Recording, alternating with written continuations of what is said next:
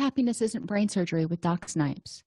This podcast was created to provide you the information and tools Doc Snipes gives her clients so that you too can start living happier.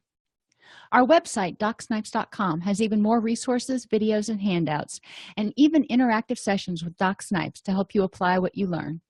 Go to DocSnipes.com to learn more.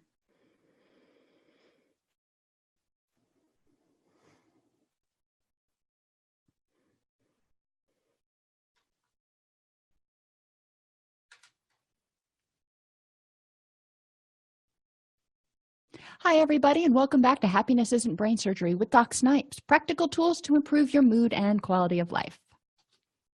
We're continuing. This is segment 5 of 5 segments, talking about strengths, needs, attitudes, preferences, and temperament. We're finalizing the last dimension of temperament in this presentation. The last dimension of temperament, and I don't want you to assign too much meaning to what each element of the temperament is named, because I don't know why they named them these things. They seem a little off, but whatever. It helps you, and if you go on to Keirsey.com, you can take the Keirsey temperament sorter, and they will use these same labels to help you figure out where you are in terms of temperament. This actually originated back with Jungian archetypes way back in the early 1900s. So this isn't new stuff. We've just figured out how much or how important it is to understanding not only ourselves, how we approach life and recovery, but also how we interact in relationships, including those at work. So this last dimension is called judging versus perceiving, and I really don't like those terms, but they are what they are. We'll start with judging. Judgers tend to be more structured. I am probably pegged out as far as you can be on structure, and I like that better than judger, because I don't judge other people who are spontaneous, but I like my structure. I like to know I get up, I'm at the gym every morning at the same time, give or take 10 minutes. I know what's going to happen. I have my day planned out. Judgers, for example, if you call them up on a Friday and you say, hey, it's been a long week, let's go out. If they didn't already have that on their schedule, they're probably not going to go with you. They are not people who do spontaneity well at all. We are people who tend to really like structure. We love our date books. We love our calendars. We know what's happening when. And if somebody changes plans at the last minute, we can adapt, but it is extremely stressful. We don't do well in jobs like law enforcement, where you don't know what to expect on a minute-by-minute basis. We like to be able to feel a little bit more in control of things. So let's talk about judging a little bit. We plan ahead. Judgers tend to have planned ahead, not just for today, but probably for the whole week. When my husband and I first met, he is much more of a perceiver than I am, and he would be more flexible. He would call up and be like, hey, do you want to go out tonight? I'm like, no. Before I had kids, I needed about 2 days notice so I could work that into my plans. And right after we got married, I was working on my dissertation, and I had time blocked out from 11 a.m. to 3 p.m. when I would work on my dissertation. And I remember one day he came in there and so that where I was working, and he started talking to me. And I evidently gave him sort of a quizzical, irritated look, and he's like, what's wrong? And I was like, this is my dissertation time. This is not talking time. He's like, I've got to make an appointment. And I said, yeah. And I wasn't being sarcastic. It made sense to me that I had that time blocked out. So unless it was an emergency, it could wait. Not necessarily the best for getting along in a relationship. You need to be a little bit more flexible. And like I said, once I had kids, if you've got kids yourself, you can't plan everything down to the minute with children because stuff happens. So you've got to have a plan B and a plan C. Perceivers don't tend to have plans A, B, and C. They just deal with whatever comes up. Judgers, we tend to have a plan A, which is where we prefer to be. And then we have a plan B and plan C in case plan A gets messed up. But we still have structure. We still kind of have our fingers on the pulse of everything. We tend to be self-disciplined and purposeful. What we do, We do moving towards good orderly direction. We do with a purpose. We're not just running off willy-nilly for the sake of it. People talk about going on vacation so they can see the sights. I'm like, well, isn't that what Google Earth was for? And you can do it in a lot less time. They look at me weird, but it's okay. I said I was pegged out. I know I tend to be a little bit more extreme. Judgers tend to get things done early, plan ahead, and work steadily. We want to make sure that everything's done so we meet our deadlines. We are extremely deadline oriented. And we can get frustrated with people who prefer spontaneity in the workplace, in recovery, in relationships, because they won't give you a time. It's like if you call them and say, let's go out to dinner, and they say, okay, I'll pick you up this afternoon after work. That's not what a judger wants to hear. A judger wants to hear, I will pick you up between 5:30 and 5:45. Okay, I got that. But this afternoon after work, what time do you get off? Does that mean 3? Does that mean 7:30? We prefer things that are much more concrete. We are excellent planners, although we may not appreciate or make use of things which aren't planned or expected. So, for example, if we're planning a vacation and, we figure out we're going to spend the weekend looking around, we're going to make a decision by Sunday evening, Monday we'll call the travel agent. Then on Monday, we call the travel agent, and the travel agent's like, okay, I can sign you up for that, but I found out that they're running a special to do an Eastern Caribbean cruise, yada, yada, yada. For judgers, that can throw you for a complete loop because that's not what you had planned. You don't necessarily make use of this new information and go, well, we could do a trip to Alaska next year. Eastern Caribbean is free. Is going to be a lot cheaper this year because of this special that's running. So we tend to be predictable. And there's something that is endearing about predictable. It can also be extremely boring to someone who's perceiving. So we need to recognize that. Judgers do really well in recovery because we can write out relapse prevention plans. We can follow relapse prevention plans. We can make sure we schedule in our mindfulness exercises and whatever else we're supposed to do. So we get that done.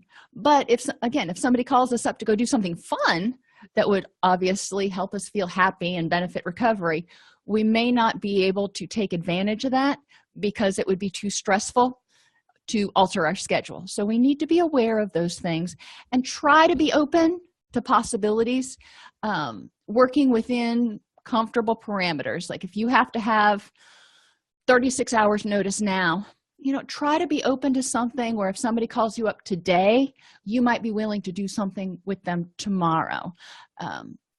Small steps, it's not going to happen overnight, but be open to it and at least consider it. Perceivers adapt as they go. These are the people that fly by the seat of their pants. They'll wake up on Saturday morning and go, you know what? Let's drive to the beach. I lived in Florida for 20 years, so people did that a lot. And it would just boggle my mind. I'm like, well, that you didn't plan on that. You've got to get everything packed and you've got to get the car gassed up. And my little judging mind and my checklists, oh, I love checklists, my goodness, and lists in general, would just start flipping out. Perceivers are just like, yeah, if we figure out we forgot something, we'll just stop at Walmart on the way and pick it up.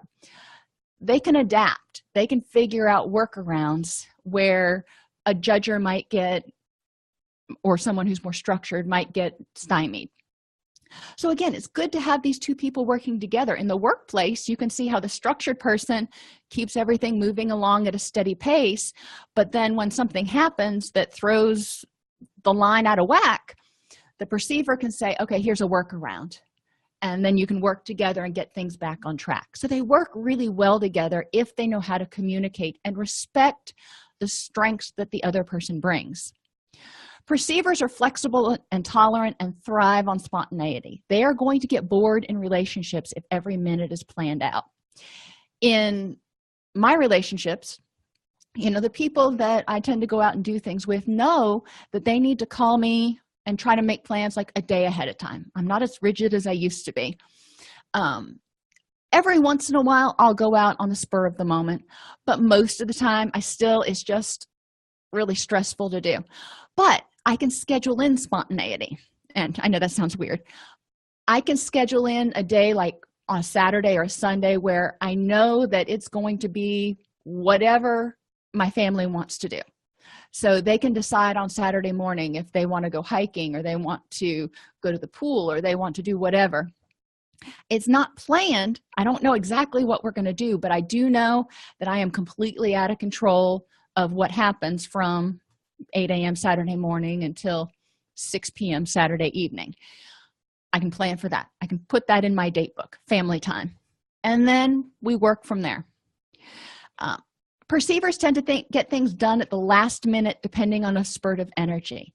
Now, as a former supervisor, when I worked with people who were perceivers, it would, drive me a little bit batty, because we would have an audit coming up, or, chart notes due, or something else, and they would be putting it off. I'll get it done later this week, and with no definite dates of when it would be done. And they would be staying late the night before the auditors got there to get their charts up to speed, or to do something at the last minute, getting ready for a meeting.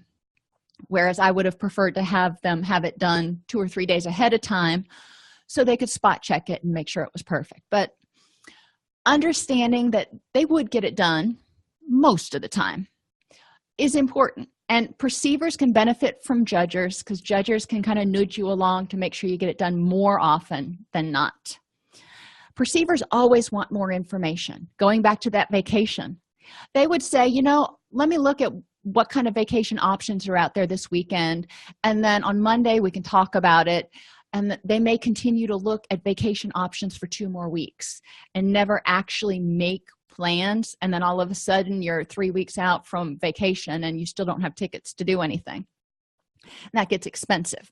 So perceivers may need a little bit of a structure, kick in the butt, from judgers to set a deadline. So, okay, at the end of the week, we need to figure out what we're going to do. As judgers, structured people, we want to give them enough time to try to get as much information. And we need to be open to the fact that if new information just drops in their lap, like the travel agent saying that they're running a special on this particular cruise, we need to be willing to take a breath and say, okay, let's add that into the pile. We're still going to make a decision today, but we can add that new bit of information in. Perceivers always think there's plenty of time. So they may get caught learning about how to do something and never actually get started. There's plenty of time to get that done.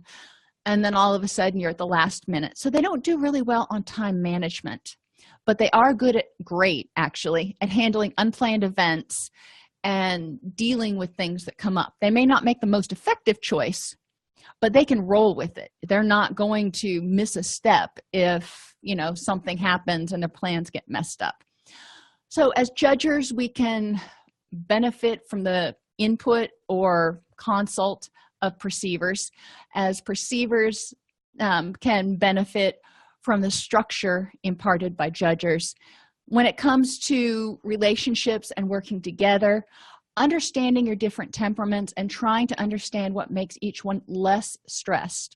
Perceivers get bored if they have too much structure. Judgers get stressed out if they don't have enough structure. So how can you make it work for both of you? So how do you figure out if somebody's a judger or a perceiver? If the person loves schedules, checklists, and protocols and manuals, they're probably a judger. If they prefer spontaneity and more the broad strokes, probably a perceiver. Do they get things done early, or are they, which is a judger, or are they waiting till the last minute, which is a perceiver? Now, if you've got kids, think about how this fits with your kids, with doing their chores, with doing their schoolwork. Do they get things done early, or do they wait till the very last minute? Does the person fail to make use of all the possibilities and struggle with unplanned events? So if plans change at the last minute, do they kind of get caught off guard, or do they just say, yeah, whatever? A judger will struggle with changes at the last minute. A perceiver will just kind of roll with it and go, okay, whatever. Understanding that's how you are. It's not better or worse. It's just how you are. Together, judges need to allow for some spontaneity. Schedule in spontaneous times where the spontaneous person can kind of be in control. Have coping skills to deal with plan changes because life happens. One of my friends is going through a lot of different stressors right now, and she came home yesterday and found out that her son had appendicitis, and they're in the hospital now waiting for him to have surgery. Now, that's a huge plan change. She had to go to work, and she had laundry to do, and she had all this other stuff. But then, obviously her kid comes first. So it's really stressful, not only worrying about him, but figuring out how she's going to get everything else done. Judges need to appreciate perceivers' desire to explore, but also set guidelines, which we can respect spontaneity, and we can say, you know what, if you need some time to just go cut loose, more power to you. Have a guys' weekend, have a girls' weekend. We can also appreciate the fact that they need to have some time, even if it's with us, that they can be more spontaneous and everything's not planned down to the nth degree. That's going to be up to the two of you to negotiate. Perceivers need to plan spontaneity if they're in a relationship with a judger, so they know that, okay, I've got to go by the schedules during the week, but on Saturdays and Sundays, or maybe just Saturdays, I get to set the tone and set the pace and make the plans. Perceivers generally in recovery, in relationships, in work, need to have a general schedule because you're probably going to be working with or around people who are more structured. When I start to do relapse prevention plans, judges love to have things. They write out which meetings they're going to go to, which times, and how they're going to do it, and if they can't get to that meeting, what their backup plan is. I mean, they've got it down. Perceivers would go batty if they had their life scheduled that much. With a perceiver, you say something like you need to go to 90 meetings in 90 days and encourage them to figure out a little bit ahead of time what that's going to look like. For regular tasks like doing laundry and shopping and all that stuff, a weekly to-do list may be as much structure as they can really embrace and be happy with and not feel oppressed. And that's okay. We have one on our refrigerator that I have lists of things that need to be done this week. So the kids can go, and when they finish their chores, they can find something that needs to be knocked off. And perceivers also need to be willing at some point to stop researching and taking in new information and make a decision or get started on the project, because there's so much information, especially with the internet, that you can get stuck in this never-ending learning phase where you never actually move forward and try to implement the project. In recovery, judges need a backup plan for when their recovery activities fall through. So if you can't get to your meeting because your kid is sick, or you can't get to your group or your therapy appointment for some reason, what's your backup plan? Do you have books that you can read? Do you have online meetings that you can go to? What can you do so you don't feel like you're just spinning around in circles? Judges can benefit from being willing to explore possibilities and reopen their recovery plan at some point to include new things. So if your recovery plan, for example, was written and it was 100% 12-step, and then you start learning about dialectical behavior therapy and mindfulness, you might choose to reopen your recovery plan and start integrating some of that, or at least be willing to consider it. Judges are excellent at helping perceivers create relapse prevention plans because perceivers tend to miss the details. They say, I'm going to do 90 meetings in 90 days, and then they start getting caught up with work and school and family stuff and everything else, and they start missing meetings because they're not paying attention to the details and the structure. So perceivers need a plan, and again, like I said, a weekly list can work. So you want to do 7 meetings in 7 days. They can benefit from a judge's insistence on getting started. So somebody's keeping tabs and going, come on, you need to move on to the next step. You need to start writing your autobiography. Even if you don't finish it, bring me the first page.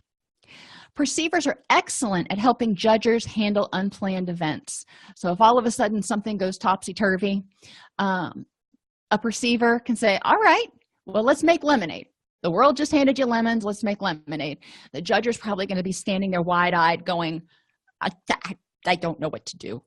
The perceiver, he's creative, or she's creative, and she's moving on to, all right, let's look at what we got now and figure out which direction to go.